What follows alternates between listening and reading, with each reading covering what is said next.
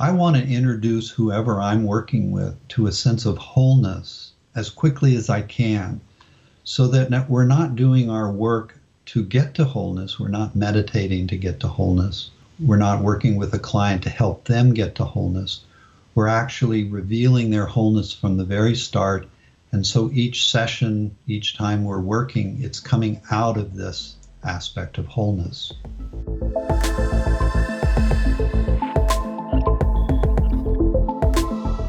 And now it is my honor and joy to introduce you to Richard Miller. Richard is a clinical psychologist, author, researcher, yogic scholar, and spiritual teacher who for the past 46 years has devoted his life to integrating Western psychology and neuroscience with the ancient wisdom, teachings of yoga, tantra, Advaita, Taoism, and Buddhism. Richard is the founding president of the iRest Institute, co-founder of the International Association of Yoga Therapists, founding editor of the peer-reviewed International Journal of Yoga Therapy, and past founding president of the Institute for Spirituality and Psychology. Richard, welcome to the Psychotherapy and Spirituality Summit. I'm so glad you're going to bring your voice to this summit and help us work with opposites. Thank you. Thank you, Tammy. Lovely to receive your invitation and lovely to be with everyone for this presentation.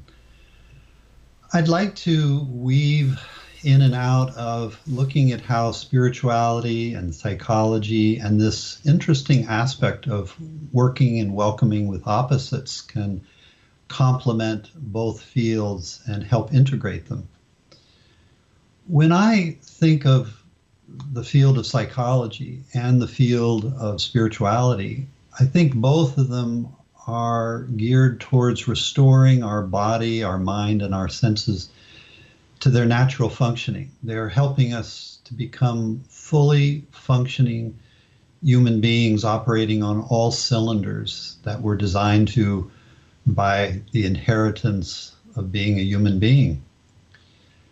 And when I think of psychology, it's often oriented towards a more ego-centric perspective. As a psychologist, which I've been trained as, we're trained to look at an individual as a separate person who's learning how to be individuated and healthy and basically able to navigate the world of body, senses, emotions, and thoughts. But it doesn't usually go into looking at something beyond our sense of self as separate. When I think of the spiritual teachings, I think of them are designed, and especially because I come from a yogic perspective, we're looking at something about us that always knows a sense of non-separation and our interrelatedness with the entire cosmos around us. So when I think of the word yoga, I think of it in two perspectives from a spiritual perspective. One is helping us to feel this interrelatedness with ourself and the entire universe,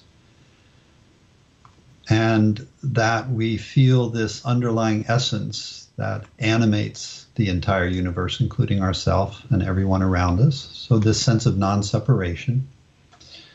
But I also think it's helping us understand how to live from that, no matter where we are, no matter the circumstances we're experiencing. Psychology is often healing towards a sense of wholeness. When I think of the view of spirituality, especially from what I come from in yoga, we're healing from wholeness. So part of the discussion I'd like to have today is looking at and trying to experience something within us that is always whole, can never be hurt, harmed, or injured, and doesn't need healing. When I bring this perspective and share it with people I'm working with who are coming, say, with a wound like post-traumatic stress or depression, they're often feeling broken, something's wrong.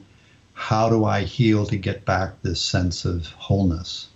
What I want to introduce to them right away, as quickly as I can, is a sense of wholeness that doesn't need healing and has never been injured, no matter the circumstance they've gone through. And when I do, what often I hear from the people I'm working with is, I feel like I just came home. And now that I know this wholeness, I'm now willing to face what we might call my worst nightmare. So I want to look at this sense of wholeness, and then how do opposites play in healing from our sense of wholeness and healing what we might say, so we can feel like we're a completely whole human being operating on all 12 cylinders. So what I'd like to do is start with a few slides which look at what might be happening in our nervous system as we're exploring opposites. And then I want to jump into working with opposites from an experiential perspective. So if we look at neuroscience, what it's informing us when we're doing, say, practices like meditation, and some what I think of as deeper practices from a psychological perspective, we want to look at three basic networks and then a fourth network, which I find most fascinating. The default network is this sense of I, me, mine, or it gives us a sense of autobiographical self where we have a past and a present. It's also where we're caught in recursive thinking, which has a positive perspective where we can think logically in a perspective going from one thing to another. But the negative aspect of it is we can get caught in negative thinking loops where we're in self-judgment and we're not finding a way out. It's also where we hold what's called the negativity bias, which many of us are familiar with, where for survival instincts, we're more apt to mistake a stick for a snake than a snake for a stick. So we're able to, say, pass by a berry that might be poisonous to us, even though it might be something that's healthy for us. The dorsal attention network, the second network, is involved with the movement of attention.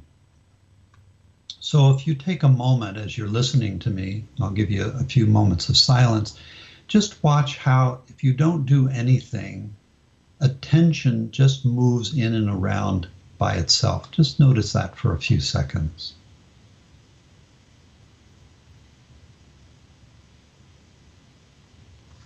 Like I notice my attention moves from a sensation to a thought, to an image that's out in front of me, then back to a sensation, to a thought, or an emotion. It's jumping around. So this is the attention network.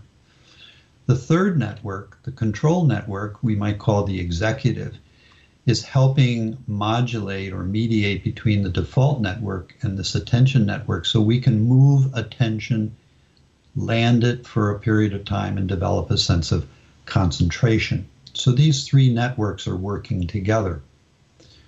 What's interesting is when we look at them, we can see how each is a separate network, but how they're all interrelated to one to another. This creates a sense of redundancy in our nervous system. So if we have a tumor, an injury, one system has many locations where they're interrelated so they can keep working together. What was interesting to me is when I landed in this fourth network, which is called the present-centered network. When we go into a state of quietness or meditation, when we hold opposites, as I think you'll see in a few moments, the present-centered network begins to turn on, and the more negative aspects of the default network tend to subside or turn off. As we enter into the present-centered network, we find ourselves becoming more relaxed so that we see a reduction in beta brain waves, which are more the thinking, stress-oriented kinds of waves in our brain. We enter into a more alpha state, and we see increase of gamma. Now, high-level gamma is interesting because it's been associated with insight, where we're opening to what Dan Siegel calls the world of infinite possibilities. We're open to new insight that's not based on prior information, which we find in the default network. We also see a more positive view which can overcome the negative side effects of the negativity bias. For instance, if I say 10 things to you about how I admire you or what you're doing wonderfully in the world, and then I give you one small criticism, you'll end up working with that one small criticism. That's the negativity bias. As we go into the present-centered network, you're more able to integrate those positive aspects and not just get held hostage by the negative aspects. We also see, as you enter into this present-centered network, it brings foreground a natural sense of equanimity, well-being, a sense of inner peace. So when we look at meditation in general, but also when we're working with opposites, as I'll show you in a moment, there's a tendency for this default network to turn off or deactivate, at least the negative sides of it. We don't get so caught in negative judgmental thinking loops. But we can still access prior information and a sense of self, but we're no longer held captive by just a sense of self that has an autobiographical past. We're open to new insight, and we're able to access these aspects of well-being and infinite possibility. So let's look then at this sense of wholeness, which I started my talk with. I think it's very important, critical as a psychologist, but also as a spiritual teacher. I want to introduce whoever I'm working with to a sense of wholeness as quickly as I can, so that we're not doing our work to get to wholeness. We're not meditating to get to wholeness. We're not working with a client to help them get to wholeness.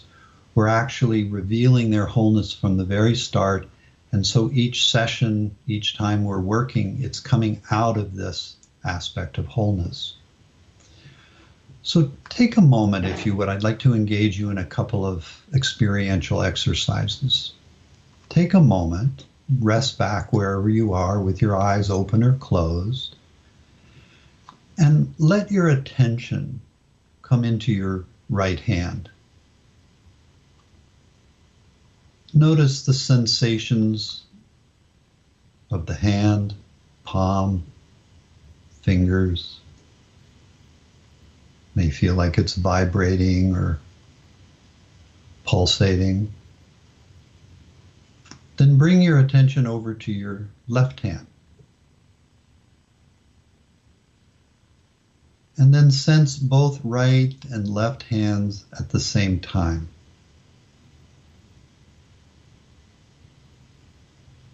Now you might see as you're doing this, thinking begins to tune down, maybe even turn off, because we cannot sense sensation and a thought at the same time.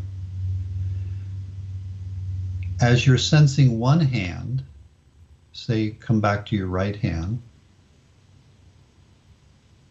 there's a tendency to sense the hand and then go back into thinking, sensing the hand, thinking. Same thing if you come over to the left hand. But if I ask you to hold both hands at the same time, it is a deeper quieting of the mind. When we're holding simple opposites like a right or a left hand, these opposites begin to open us quite naturally into this present-centered network of our nervous system. Now try the same thing with sides of your body. So bring attention, again, eyes open or closed, and just welcome the sensation of the left side of your body. Leg, torso, arm, head. Then feel your way over to the right side of your body. So you're just sensing right leg, right torso, arm, side of the face or head.